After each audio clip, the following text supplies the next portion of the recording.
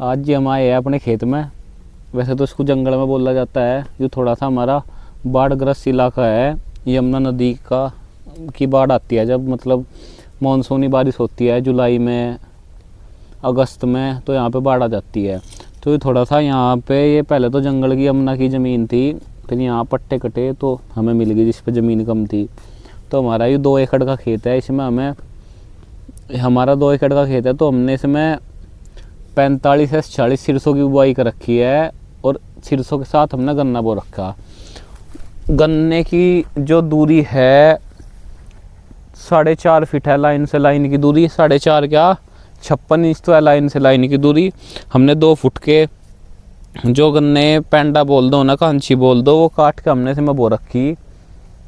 Germination बहुत अच्छा है और सिरसों भी इतनी अच्छी सिरसों नहीं हुई पर ठीक है। 1 क्विंटल बीघे का एवरेज आ जाएगा। हमारे यहाँ जो ज़मीन की मेजरमेंट है वो बीघे के हिसाब से होती है। बीघा मतलब 1 एकड़ में 6 बीघे होता है हमारा।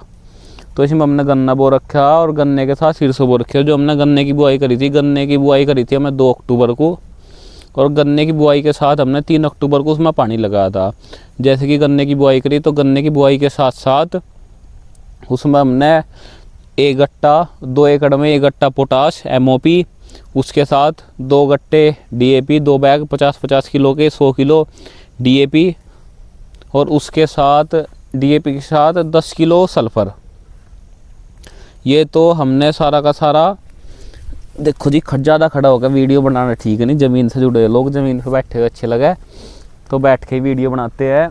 तो उसके साथ हमने 10 किलो सल्फ़र दिया था, वो हमने डाल के पानी शुरू कर दिया था। तो सर्दी का गन्ना है बहुत, इन खेतों में बहुत ज़्यादा नमी रहती है। चिकनी मिट्टी है, मतलब ज़्यादा चिकनी है, हार्ड सोयल है। तो इसमें दिखा दूँ मैं थोड़ा सा, बहुत ही चिकनी मिट्टी है। वैसे हमारे यहाँ की इतनी चिकनी मिट्टी है नहीं, पर ये थोड़ा सा जो हमारा ये एरिया है, ये बेल्ट है एक, इसमें चिकनी मिट्टी ज़्यादा है क्योंकि ये जमुना की यहाँ पे पानी रुकता है। तो इसमें फंगस के आने की भी समस्या थोड़ी सी ज़्यादा थी। तो हमने इसके साथ एक सॉल्ट आता है बेस्ट एग्रो का, उसमें होता है एक्जिस्टोबिन, थाइपनेट मिथाइल और थाइमोक्सोम, ये तीनों सॉल्ट होते हैं। एक तो ये लिया था।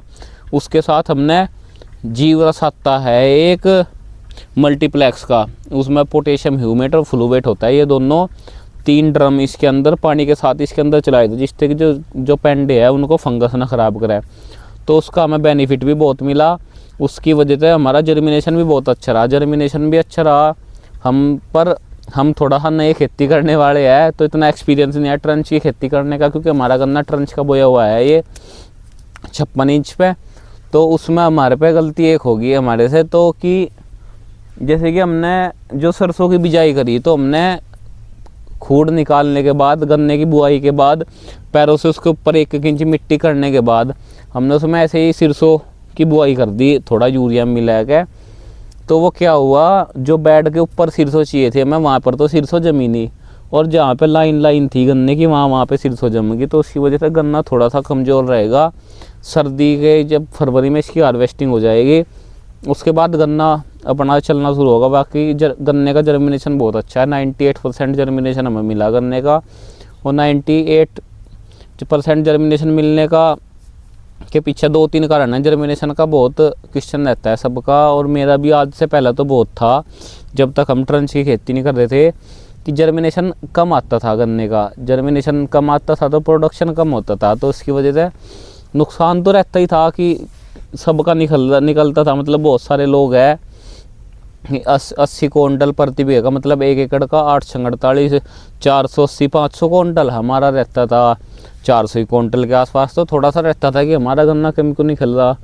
तो इस बार अब हमें इतनी समस्या नहीं होती, क्योंकि हम एक तो बीज, हमें ऐसा नहीं है कि किसी भी खेत से हमें काट के बीज बो दिया। ये हमारी 95 वैरायटी है, COPB 95। इसकी बुआई हमने 10 महीने के बीज से कर रखी थी।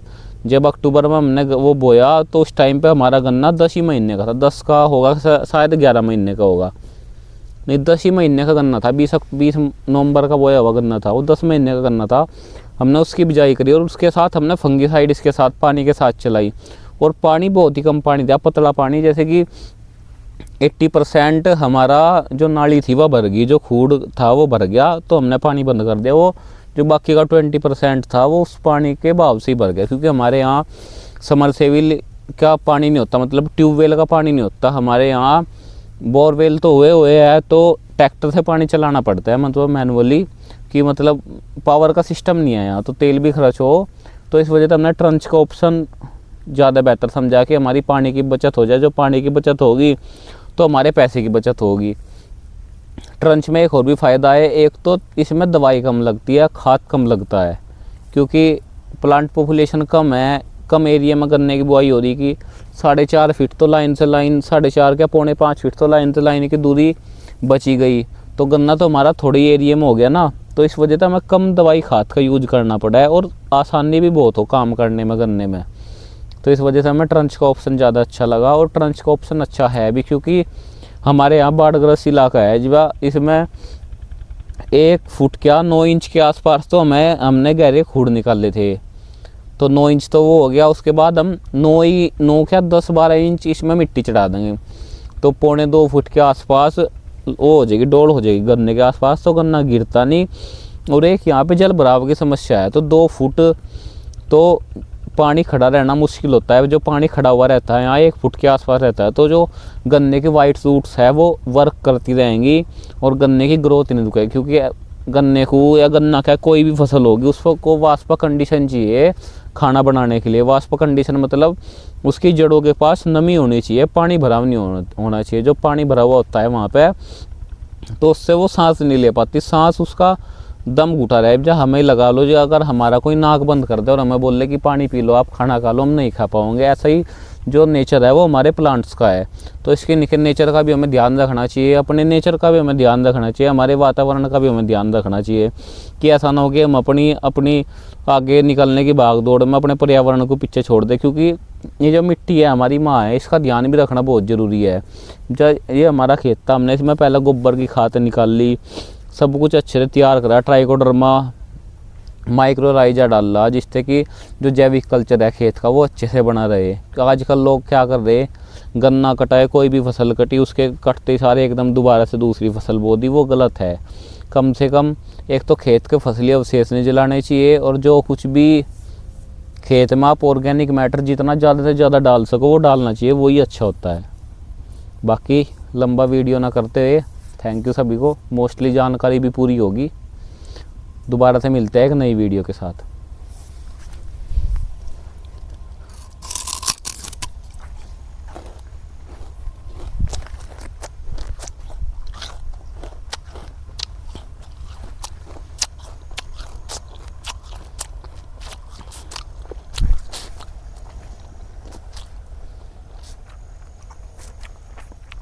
एक बार हाइट भी दिखा दो शीर्षों के अंदर घुस के।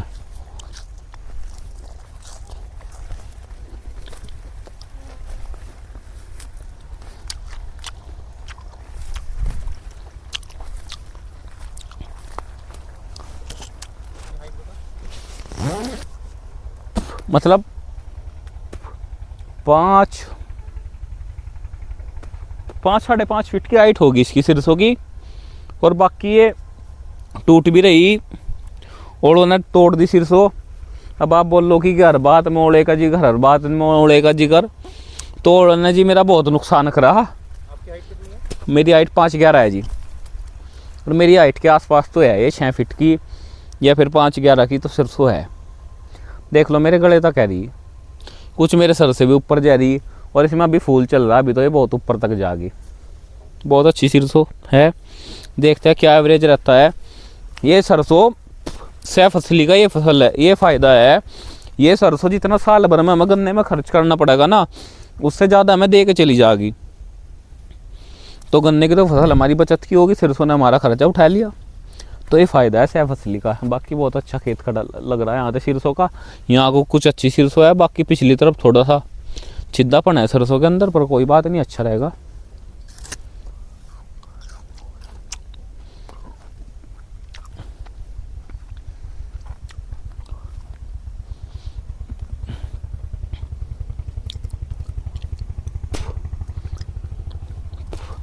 एक शॉट थोड़ा हनु घुमाएगा सूरज की डब्बू भी ले अटका, दूसरी वीडियो शुरू करके ले लिया। लास्ट में गाना डाल देना।